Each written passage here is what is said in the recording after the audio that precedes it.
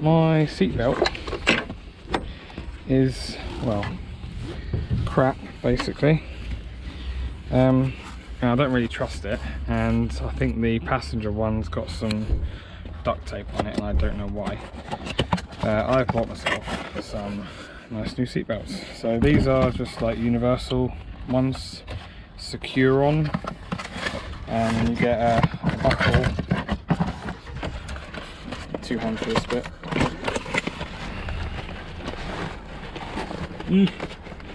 Get it out. There we go.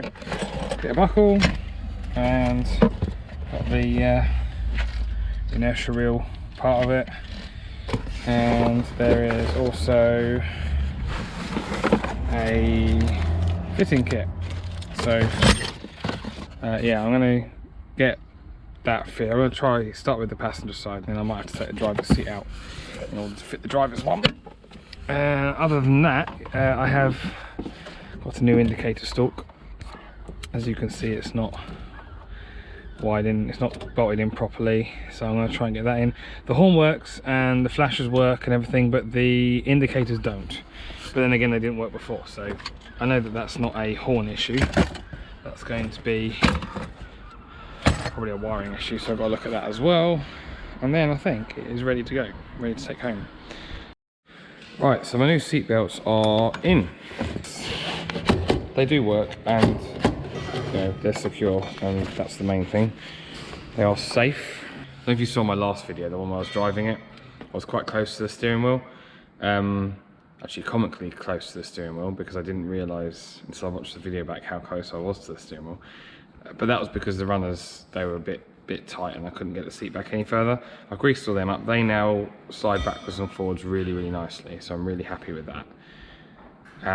Oh, I've put the new indicator stalk in, and it all self-cancels. There you go, it does self-cancel. The cowling's on. I don't think I've ever had a cowling on this car since I've owned it. It doesn't fit particularly well. This was an eBay, cheap eBay one, and can you see the gap? There you go, you see the gap there, and there's also a gap that side. It fits terrible, if I'm honest, but it works. It doesn't foul on the steering wheel. Tomorrow's supposed to be better weather, and being Mother's Day, I think we're going to come over and see my mum. And then I'm hoping if I can get the wife to come over with me, come over in her car, she can drop me off here, and I'll take this home. That way, if we get locked down with the coronavirus, I've got this and the Morris in the garage at home to work on. That's the plan. So there is something else I need to show you underneath. So I'll put the car up in the air. Always wanted to do that. And right, so another problem we had was just here. I've had to shave just a little bit more off the sump, just to clear the subframe there. I think that's where the engine mounts are settled. And the other thing I've done is taken the exhaust off. Now, as I probably showed you in the last video, I was trying to use the original exhaust just purely for looks. But it's developed a hole there, and there's a hole there, big hole there. You can see that. I was going to weld it up, and I thought, well, chances are it's blown like that because that's a really, really thin pipe and that's a lot of gases coming through it, and I think those pops and bangs haven't helped. So, what I'm doing for now is I found a couple of these long sections of exhaust along there. I'm going to weld those two together, and that kink there just happens to be the same sort of angle as that one there. So that should clear the subframe quite nicely, clear the axle, sorry, quite nicely. Come up here, and that will give me it's a straight through exhaust, but I have found a back box that will fit, but I can't get one until Monday. So this will be enough, hopefully, if it's not too loud, to get me home.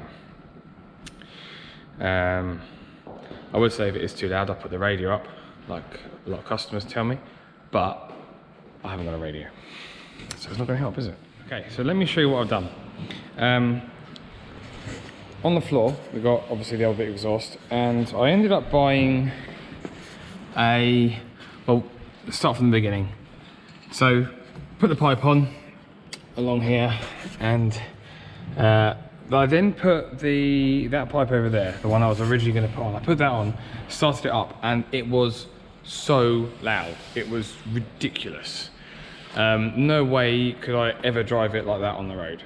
So I phoned up the supplier. I said, what have you got in stock that is 4 inches roughly in diameter, same as the original box that came off of it.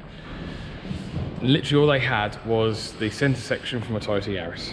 So he was like, 50 quid, you can have it. And I was like, fine, done, it gets me on the road. So cut off the front bit, cut off the back bit, and put the rest of it on there. Obviously I need to trim this down a little bit, and but it was, the angle, the middle bit I cut out was perfect shape for going past the axle.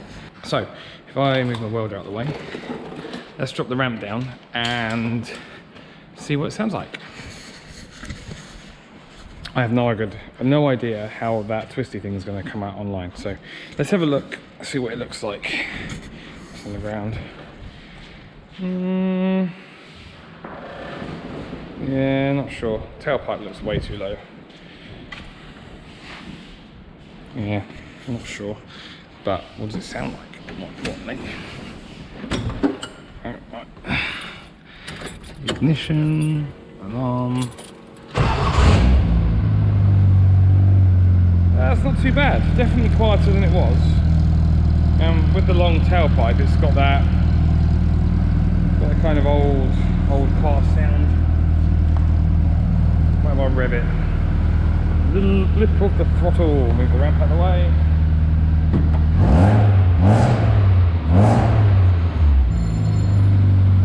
That's not bad actually.